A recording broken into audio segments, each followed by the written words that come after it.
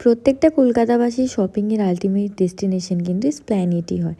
সে যেখানেই যাও, যে কোনো অকেশনই হোক, যে কোনো পুজোই হোক। সেদিনকে আমরা সবাই মিলে চলে গেছিলাম এসপ্ল্যানেড। আমি যদিও বা প্রায়শই এসপ্ল্যানেড যাই, বাট আমার বাড়ির লোক খুব একটা এসপ্ল্যানেড যায় না। টুকটাক দোকানপাট দেখে ফার্স্টে চলে গেছিলাম এসপ্ল্যানেডে শ্রীলেদার্সে। একটা ব্যাগ কেনার ছিল মায়ের, বাট আনফর্চুনেটলি কিছু পছন্দ না হয় ওখান থেকে জাস্ট ফুচকা খেয়ে চলে এসেছিলাম শ্রীরাম মার্কেটে।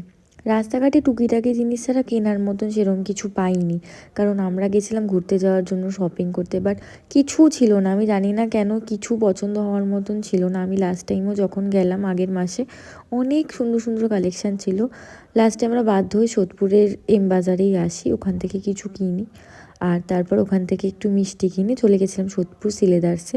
ওখান থেকে একটা ব্যাগ পছন্দ করা হয়, আর ওখান থেকে ওই ব্যাগটাই নেওয়া হয়। ফাইনালি এই ব্যাগটার অন্য একটা কালার নেওয়া হয়েছে। তো আলটিমেটলি আমার আজকে কিচ্ছু শপিং করাই হলো না।